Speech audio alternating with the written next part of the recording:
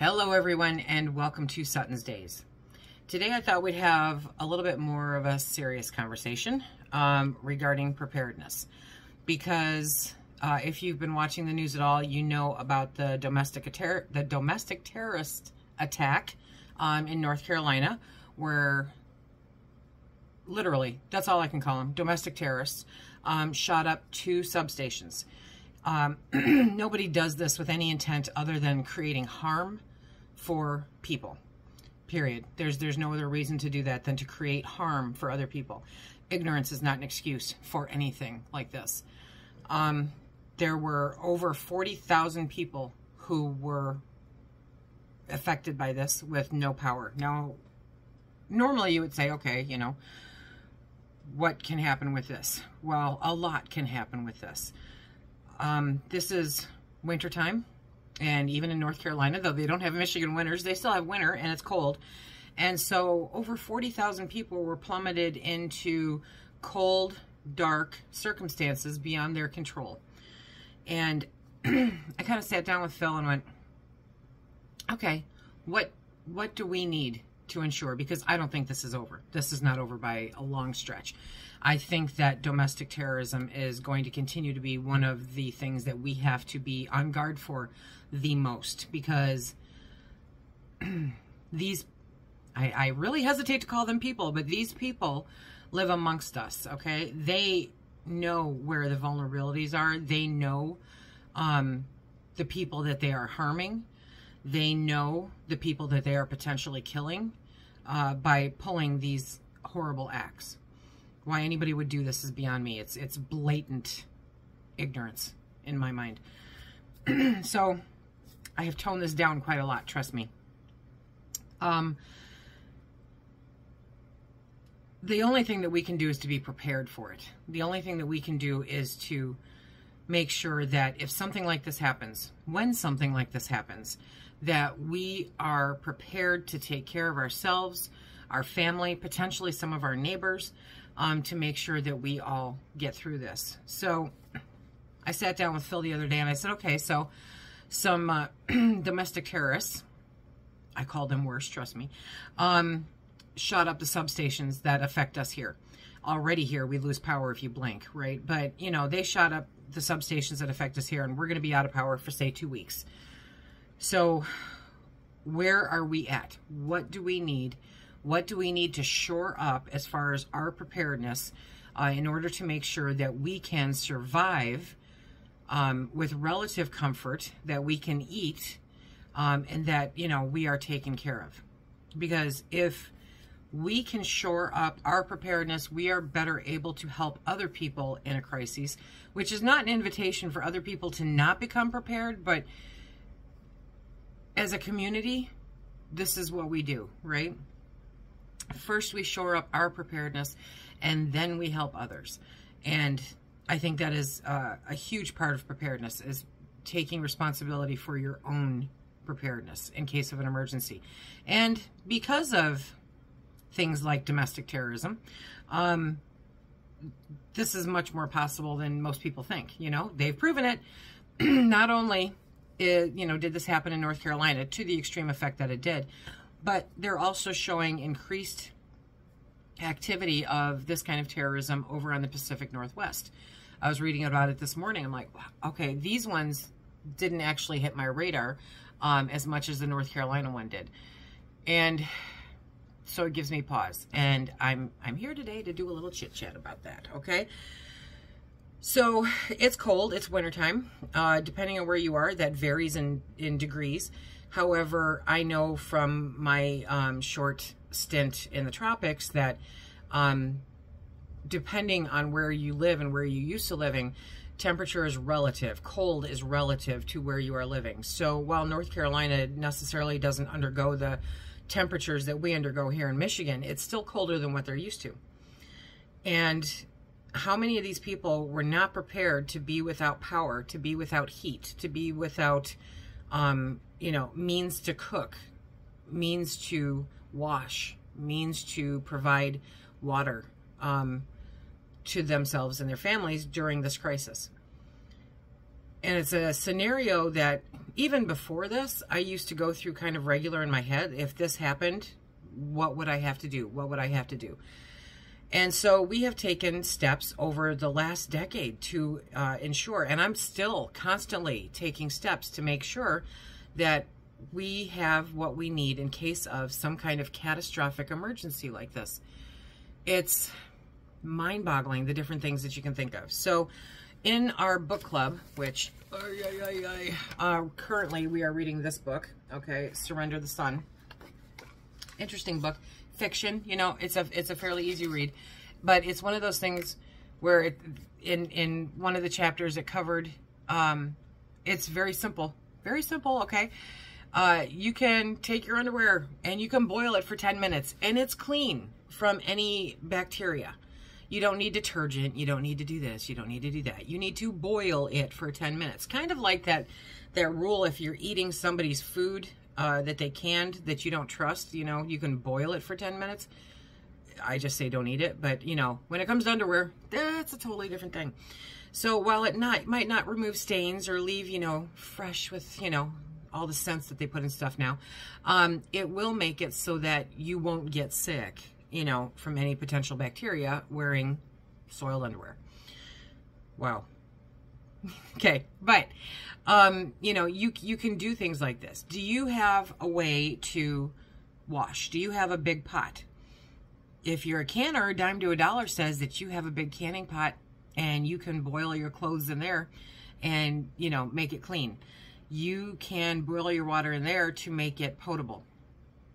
You can do a whole bunch of things with a big pot and some kind of way to heat it. So if you have gas, but you're reliant on an electric start on it, ignition on it, then you know that there are ways to work around that. Or you have a propane burner that you can put this pot on to heat it up to boiling so that you can do what you need to do. Do you have an alternative way to cook? We have not only our electric stove and oven, we have a propane stovetop, we have the propane burners for outside, we have our barbecue grills. Okay, so you've got all of those. Do you have enough propane stocked up? Do you have 2 or 3 tanks? Because you're talking about a week here, right? Do you have 2 or 3 tanks that are filled up and ready to go in case something like this happens? Do you have a way to heat your home, or at least a few rooms, if the power goes out? Do you have a Mr. Buddy heater? Do you have a wood stove? You know, and I've said it quite a few times over the years, my least concern time for losing power is in the winter. Because in the winter, we have a wood stove that's what we heat our house with. Yes, we have propane. I have a 500-pound pig out there, but we don't use it unless it kicks on in the middle of the night. If there's an emergency like that, we'll be up in the middle of the night feeding the wood stove. Do you have a way to heat a room or two for you and yours if there's a power outage? Okay. Next, there's the freezers and the refrigerator. You're looking at a 2-week scenario, and this is always the best scenario to start off with, okay?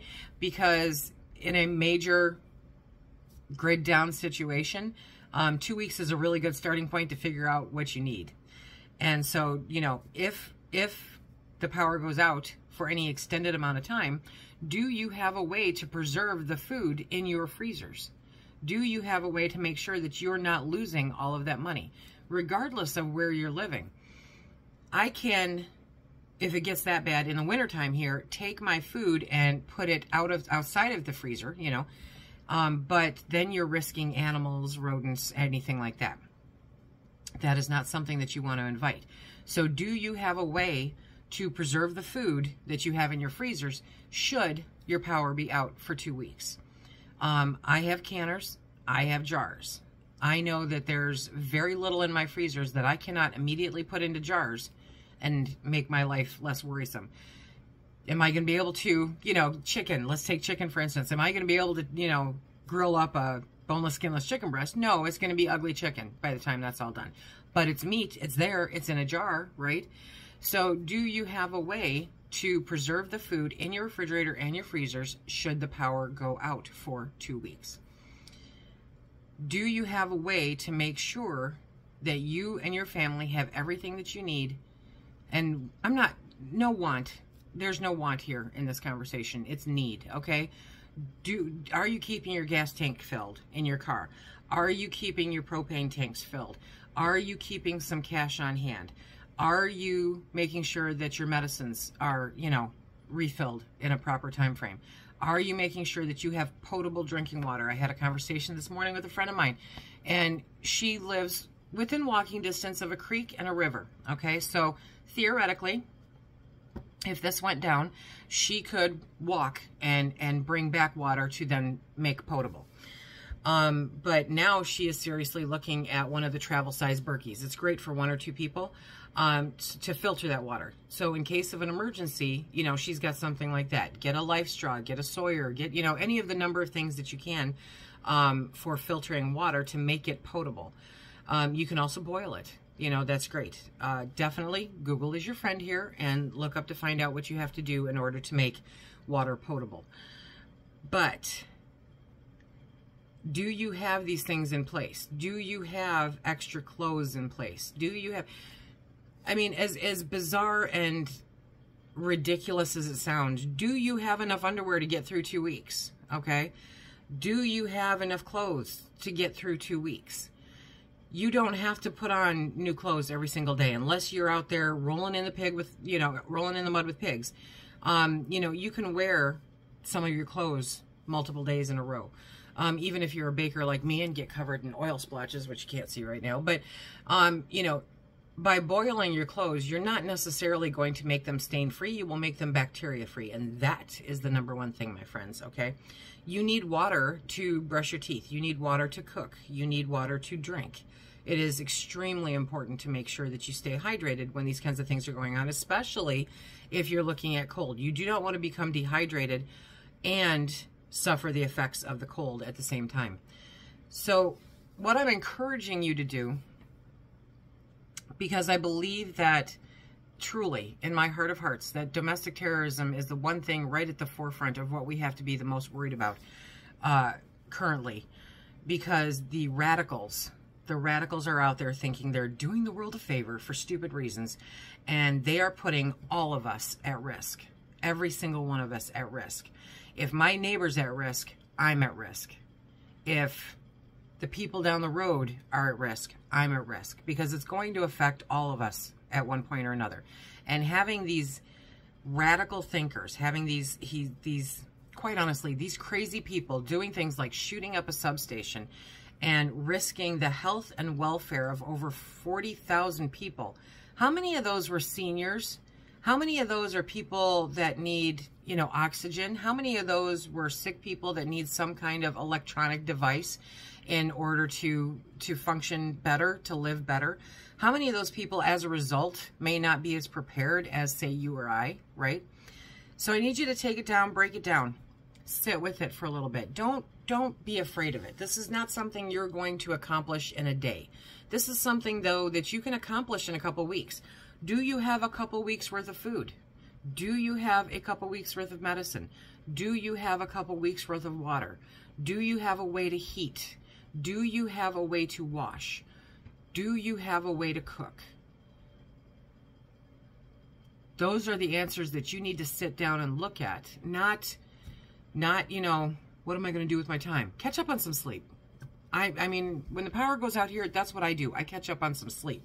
But you need to take a look at how you can survive when these horrible people impact your life, impact your neighbor's life, impact your family's life, right? Your loved ones. I don't know if there are hospitals in that area. I'm sure somebody will let me know. But, you know, great. They had generators that they had to run off of. We have to keep the generators fueled. Make sure you've got extra cans of gas in your garage in order to fill your truck if you need. Because while you may keep your truck filled, if you use it a couple times during something like this, you're going to draw attention, right? So that's just one more thing that you have to keep an eye on then. Then you have to keep an eye on security. How are you going to make sure that you and yours are secure when and if this kind of domestic terrorism comes to your front door? It's a conversation that I've really felt the need to have so that, you know, it's the holidays. Everybody wants fa la la, you know, and so do I, honestly, so do I.